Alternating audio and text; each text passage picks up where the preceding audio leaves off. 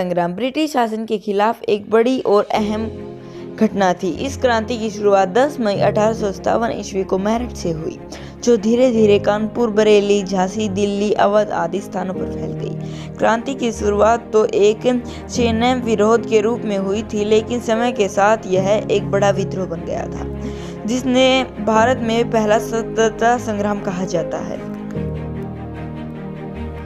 19वीं सदी की पहली अवधि के दौरान ईस्ट इंडिया कंपनी का भारत के बड़े हिस्से पर कब्जा हो चुका था। जैसे जैसे ब्रिटिश शासन का भारत पर प्रभाव बढ़ता जा रहा था, वैसे वैसे भारतीय जनता के बीच ब्रिटिश शासन के खिलाफ असंतोष फैलता जा रहा था। प्लासी के युद्ध के 100 साल बाद ब्रिटिश शासन ने भारत का दमन करना शुरू कर दिया था और वह भारत को अपने कब्जे में लेना शुरू कर चुका था। 1857 के स्वतंत्रता संग्राम की बातें करें तो इसमें पहले देश के अलग अलग हिस्सों में कई घटनाएं हो चुकी थी, जैसे कि 18वीं सदी के अंत में उत्तरी बंगाल में सन्यासी आंदोलन और बिहार और बंगाल में एक चुनाव आंदोलन हो चुका था। 19वीं सदी के मध्य में कई किसान आंदोलन भी हुए, परंतु उनका कोई भी परिणाम नहीं निकला। 19वीं सदी के पहले 5 दशकों में कई जनजाति विरोध किया, लेकिन उनका भी कोई परिणाम नहीं निकला, जबकि ईस्ट इंडिया कंपनी ने उन्हें मारकर और एक स्थान पर भिजवा दिया, जिनसे उनका कोई सबूत ना मिल ना पाए। वह 1857 में शुरू होने वाली सिपाहियों की घटना से वह शुरू हुआ था। सिपाही 1857 के सिपाही जो ब्रिटिश सेना में भर्ती थे, उन्होंने विद्रोह करना शुरू कर दिया, चिट्ठियां लिखनी शुरू कर दी। 1857 के विरोध पर प्रमुख राजनीतिक कारण ब्रिटिश शासन की गोद निवेश प्रथा या हड़प नीति हो गई, जबकि अंग्रेज भारत को लूटना शुरू कर दिए थे। गवर्नर जनरल लॉर्ड डलहौजी के दिमाग में कुछ कीड़ा हिल रहा था। वह सोच रहा था कि क्यों न वह भारत को पूरी तरह से अपने कब्जे में ले ले और भारत पर पूर्णता और बहुत सालों तक राज करे। साम्राज्य में मिलने के उद्देश्य से कई नियम थे। वह चाहता था कि वह भारत को कब्जा ले और उसका सारा सोना अपने ब्रिटिश साम्राज्य में ले जाए। हड़प नीति के कारण भारतीय राज्यों में बहुत असंतोष पैदा हो चुका था। रानी लक्ष्मीबाई के दत्तक पुत्र को झांसी की गद्दी पर नहीं बैठाने दिया जा रहा था। हड़प नीति के तहत ब्रिटिश शासन ने सतारा, नागपुर और झांसी को ब्रिटिश राज्यों में मिला लिया था। अब अन्य राजाओं को बहस थाने लगा था कि उनका भी राज्य थोड़े दिनों में खुद ब्रिटिश के हाथों में चला जाएगा। इसके अलावा बाजीराव द्वितीय के दत्तक पुत्र नाना साहेब की पेंशन रोक दी गई थी, जबकि भारत के शासक वर्ग में विद्रोह की भावना जग उठी थी।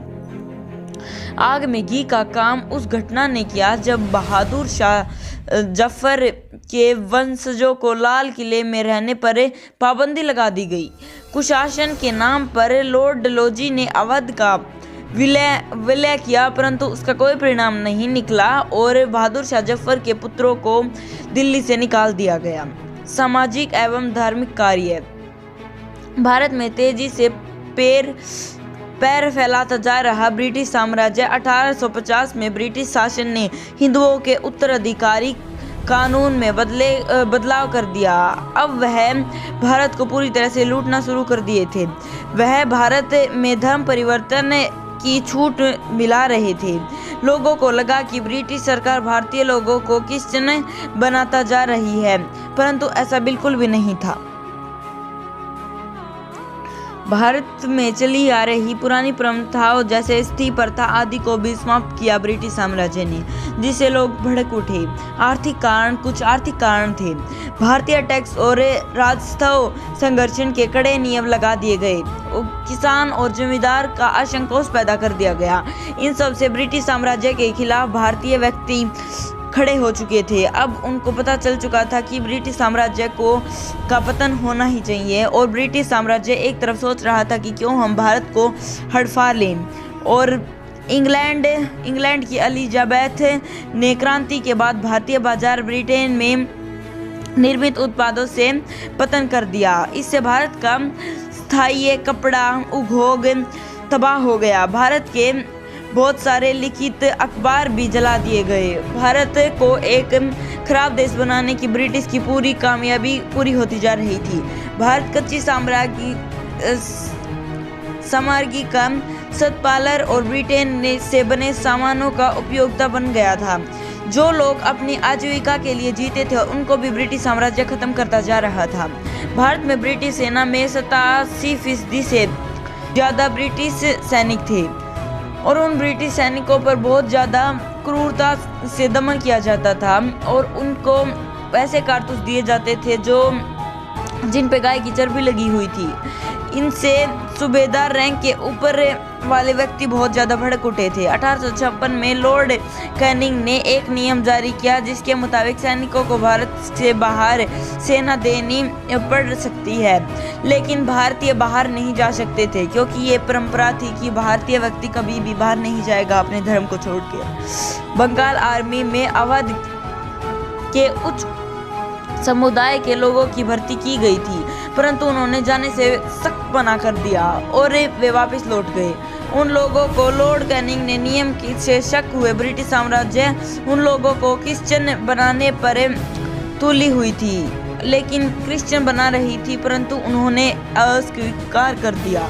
1857 के विद्रोह के तात्कालिक कारण में यह अवधा की थी कि 1853 की राशिफल के कारतूस की खोल पर सूअर की गाय की चर्बी लगी हुई थी।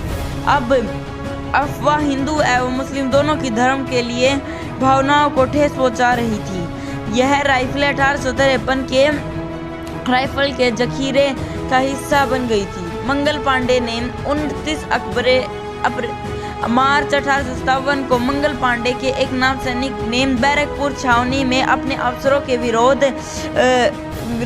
विरोध कर दिया, लेकिन अब वह बहुत अकेला पड़ चुका था क्योंकि ब्रिटिश साम्राज्य बहुत अब बड़ा हो चुका था। उसकी प्लाटून को भंग कर दिया गया और उनको 90 घोड़सवारों के द्वारा मार दिया गया। इन घोड़सवारों को कोर्ट मार्शल द्वारा 5 वर्ष का कारावास दिया गया, परंतु ब्रिटिश साम्राज्य अभी खत्म नहीं होने वाला था। वह उनको पीछे से मरवाने लगा, लेकिन मंगल पांडे किसी न किसी तरह बच के भाग निकले। दिन रविवार को सायंकाल 5 और 6 बजे के मध्य प्रारंभ हुआ। सर्वप्रथम पैदल टुकड़ी में विरोध की शुरुआत हुई, उसके बाद विरोध फैलता गया। इन विरोधियों ने अपने अधिकारियों के ऊपर गोलियां चला दी। मंगल पांडे ने हिस्से को गोली मारी जबकि अफसर भांग की हत्या कर दी गई। मंगल पांडे को 8 अप्रैल को फांसी भी दे दी गई। 9 मई को मेरठ में 85 सैनिकों ने नई राइफल इस्तेमाल करके इन सभी को इनकार कर दिया और 9 साल जेल की सजा सुनाई गई। इस घटना के बाद मेरठ छावनी में विरोध की आग भड़क उठी थी। 9 मई को मेरठ विरोध 1857 के संग्राम की शुरुआत हो गई थी। मेरठ में भारतीय सिपाहियों ने ब्रिटिश साम्राज्य की हत्या कर दी गई और जेल को भी तोड़ दिया। 10 मई को वह दिल्ली के लिए आगे बढ़े। 11 मई को मेरठ के लिए क्रांतिकारी सैनिकों ने दिल्ली पहुंचकर 12 मई को दिल्ली पर अधिकार कर लिया। इन सैनिकों ने मुगल साम्राज्य बहादुर शाह जफर को दिल्ली का सम्राट घोषित कर दिया। शीघ्र ही विरोध लखनऊ, इलाहाबाद, कानपुर, बरेली, बनारस, बिहार और झांसी तक भी फैल गया। कहने का मतलब है कि पूरे यूपी में यह विरोध फैल चुका था। अंग्रेजों ने पंजाब से सेना बुलाकर सबसे पहले दिल्ली पर अधिकार किया। 21 सितंबर 1857 को दिल्ली पर अंग्रेजों ने पुनः अधिकार कर लिया, परंतु संघर्ष में जॉन निकोलस मारा गया और लेफ्टिनेंट हर्जन ने धोखे से बहादुर शाह जफर के 2 द्वितीय पुत्र की हत्या कर दी। लखनऊ में विरोध की शुरुआत 4 जून 1857 को हुई। यहाँ के क्रांतिकारी सैनिकों द्वारा ब्रिटिश रेजिमेंट के घेराव के बाद ब्रिटिश रेजिडेंट हेनरी लॉरेंस की मृत्यु हो गई। हैवॉक और आउट्रम ने लखनऊ को दबाने का भरम किया, परंतु वह मारे गए। बगावत को कुचला गया ब्रिटिश साम्राज्य के द्वारा। 1857 का संग्राम 1 साल से ज़्यादा समय तक चला। इसके बाद 1858 के मध्य में यह संग्राम कुचला गया।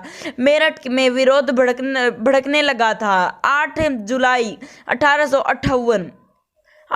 1858 को आखिरकार कैनिंग ने घोषणा कर दी थी कि इस संग्राम को पूरी तरह से दबाया जाए। विद्रोह की असफलता के कारण सीमित आंदोलन फैल चुका था। हालांकि बहुत कम समय में आंदोलन देश में रहा, परंतु लेकिन देश के बड़े बड़े हिस्से पर इसका कोई असर नहीं पड़ा। खास तौर पर दोबाव क्षेत्र में इनका असर पड़ा, लेकिन दक्षिण के हिस्सों में इसका कोई भी असर नहीं पड़ा था।